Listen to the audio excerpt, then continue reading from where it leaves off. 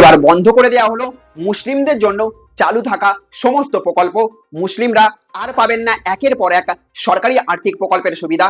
মুসলিমদের জন্য চালু থাকা পাঁচটি বড় প্রকল্প বন্ধ করে দিল মুখ্যমন্ত্রী শুভেন্দু অধিকারী সরকার। এমনকি হিন্দুদের জন্যও আরো একটি প্রকল্প বন্ধ করে দেওয়া হয়েছে।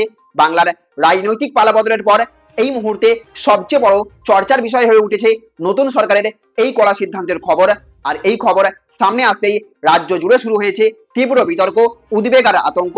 আজকের এই ভিডিওতে আমরা জানবো কোন কোন প্রকল্প বন্ধ হলো, কারা সবচেয়ে বেশি প্রভাবিত হবেন, আর কেন এই সিদ্ধান্ত নিয়ে এত আলোচনা শুরু হয়েছে। তাই ভিডিওটা শেষ পর্যন্ত অবশ্যই দেখবেন। আর ভিডিওটি যদি আপনাদের ভালো লেগে থাকে তাহলে লাইক করবেন, বন্ধুদের সাথে শেয়ার করবেন। আর চ্যানেলে আপনি যদি নতুন হয়ে থাকেন তাহলে অবশ্যই আমাদের চ্যানেলটিকে সাবস্ক্রাইব করে রাখবেন।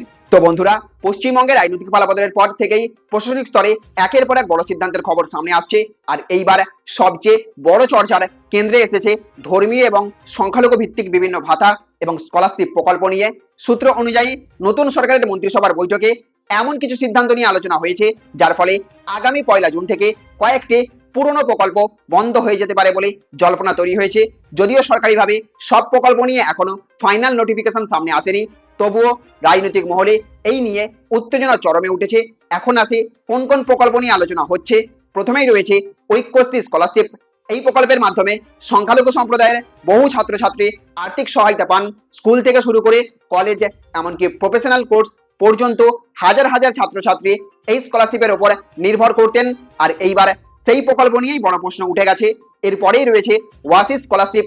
এসসি এবং এসটি সম্প্রদায়ের পড়ুয়াদের জন্য এই স্কলারশিপ দীর্ঘদিন ধরে চালু ছিল। নতুন সরকারের ইউনিফর্ম পলিসি বা সমতার নীতির অংশ হিসেবে এই প্রকল্পেও পরিবর্তন বা বন্ধের সম্ভাবনা নিয়ে আলোচনা শুরু হয়েছে। এছাড়াও ওয়েস্ট বেঙ্গল জাকাত স্কলারশিপ নিয়ে জোর চর্চা চলছে।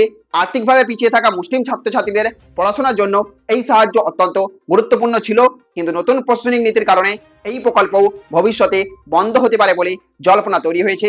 তবে সবচেয়ে বেশি আলোচনায় এসেছে ধর্মীয় ভাতা নিয়ে সিদ্ধান্তের বিষয়টি। পুরোহিত ভাতা এবং ইমাম মুয়াজ্জিম ভাতা, এই দুই প্রকল্প নিয়েই এখন রাজনৈতিক উত্তাপ চরমে। আগের সরকার পুরোহিতদের জন্য মাসিক ভাতা এবং বাড়ি মেরামতির সাহায্য চালু করেছিল। একইভাবে ইমাম এবং মুয়াজ্জিমদের জন্যও মাসিক আর্থিক সহায়তা দেওয়া হতো। কিন্তু এখন শোনা যাচ্ছে ধর্মের ভিত্তিতে সরকারি ভাতা দেওয়ার নীতিতে বড় পরিবর্তন আনতে চাইছে নতুন সরকার। আর সেই কারণেই এই প্রকল্পগুলো বন্ধের তালিকায় আসতে পারে বলে জল্পনা বেড়েছে। এখন প্রশ্ন, কেন এমন সিদ্ধান্ত? রাজনৈতিক বিশেষজ্ঞদের মতে নতুন সরকার এক দেশ এক নীতি ধরনের প্রশাসনিক কাঠামো আনার চেষ্টা করছে, যেখানে ধর্মভিত্তিক আর্থিক সুবিধা কমিয়ে দিয়ে সাধারণ ওয়েলফেয়ার পলিসির দিকে বেশি জোর দেওয়া হতে পারে। তবে বিরোধীরা দাবি করছে এর ফলে বহু গরিব ছাত্রছাত্রী এবং ধর্মীয় কর্মীরা সমস্যায় পড়তে পারেন। আর সেই কারণেই বিষয়টি নিয়ে ইতিমধ্যেই সামাজিক এবং রাজনৈতিক বিতর্ক শুরু হয়ে গেছে। তবে এখানে আরো একটা বিষয় খুবই গুরুত্বপূর্ণ। এখনো পর্যন্ত সব প্রকল্প বন্ধের বিষয়ে চূড়ান্ত সরকারি নোটিফিকেশন প্রকাশ হয়নি, তাই অনেক তথ্য এখনো জল্পনার পর্যায়ে রয়েছে। সরকার পরবর্তী সময়ে কোন প্রকল্প চালু রাখবে, কোনটিতে পরিবর্তন আনবে বা কোনটি বন্ধ করে দেবে, সেটা অফিসিয়াল গাইডলাইন প্রকাশের পরে পুরোপুরি পরিষ্কার হবে। সব মিলিয়ে এখন পরিস্থিতি এমন, পশ্চিমবঙ্গে রাজনৈতিক পালাবদলের পর ধর্মীয় এবং স্কলারশিপ প্রকল্প নিয়ে বড় অনিশ্চয়তা তৈরি হয়েছে। 1 জুন থেকে একাধিক প্রকল্প বন্ধ হবার জল্পনা ছড়িয়েছে। আর এই সিদ্ধান্ত নিয়ে রাজ্য জুড়ে শুরু হয়েছে তীব্র রাজনৈতিক বিতর্ক। তো বন্ধুরা, আপনার কি মনে হয়, ধর্মভিত্তিক ভাতা এবং স্কলারশিপ বন্ধ করা উচিত নাকি এগুলো চালু রাখা দরকার? কমেন্টে অবশ্যই জানাবেন। আর ভিডিওটি ভালো লাগলে লাইক করবেন, বন্ধুদের সাথে শেয়ার করবেন।